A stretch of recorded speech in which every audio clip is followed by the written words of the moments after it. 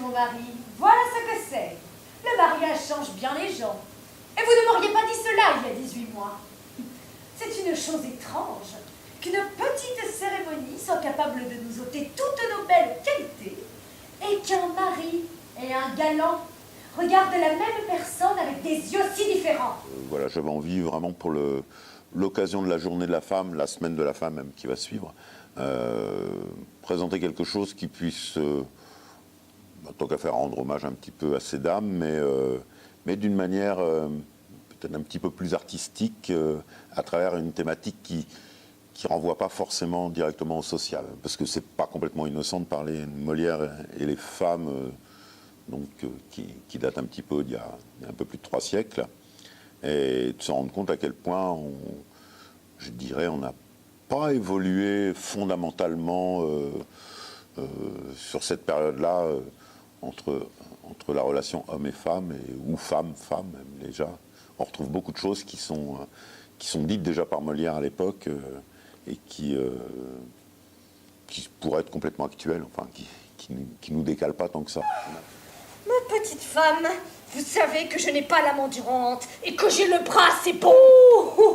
Mais je me moque de tes menaces. Au début, en fait, on est parti sur un des textes de Molière qui s'appelle L'Impromptu de Versailles, où c'est les comédiens de Molière qui viennent répéter. Et donc, on est parti de ce texte-là pour pouvoir ensuite élargir et y intégrer les scénettes avec les différents personnages. Donc, l'idée étant, c'est de pouvoir toujours revenir sur Mademoiselle Molière et Mademoiselle Béjart à l'issue des scènes et de rentrer assez vite par un accessoire ou par un élément très rapide dans nos personnages des scènes, aussi différents soient-ils. Donc nous, on a trafiqué un petit peu dans l'impromptu pour que ressortent surtout 2 de ces comédiennes, qui ne sont pas n'importe lesquelles, qui sont Armande et Madeleine Béjart. L'une qui est devenue sa femme et l'autre qui est devenue son ex-femme. Ils n'étaient pas mariés avec Madeleine, et il s'est marié avec Armande, qui est 23 ans plus jeune que Madeleine, et qui est 20 ans aussi, 19 ans plus jeune même que Molière. Alors ces 2 personnages sont importants parce que lui dénonce un petit peu les mariages forcés, les mariages un petit peu arrangés, où justement ces vieux grigous qui veulent épouser des petites jeunettes. Et lui-même a eu cette contradiction dans son existence, où il a lui-même déjà s'est marié avec quelqu'un de plus jeune et a laissé tomber quasiment celle qui est considérée comme sa mère ou sa sœur, on ne sait pas trop encore, Madeleine, enfin le rapport Madeleine-Armande, on ne connaît pas trop. Venez nous tendre ici dedans le conseiller des grâces. Oh, par ma foi, je n'entends pas je ne sais pas quelle bête c'est là. Il faut parler chrétien si vous voulez que je vous entende.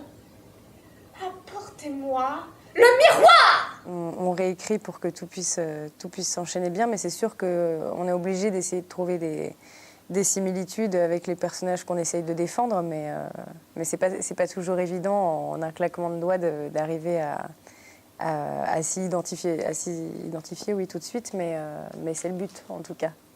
Après, il y en a qui sont plus marquants que d'autres en fonction de notre âge de base ou du sujet qui est défendu, quand c'est le mariage forcé ou quand c'est vraiment un sujet, l'hypocrisie entre 2 femmes. On a tous des expériences qui nous rapportent à ça, desquelles on peut se nourrir. C'est pour ça que le projet est intéressant et qu'on a voulu défendre un petit peu ça, parce que c'est que des thématiques au final qu'on retrouve aujourd'hui, que ce soit, par exemple pour le mariage forcé, c'est encore quelque chose de très actuel. Tout le monde déjà de gloire le couronne.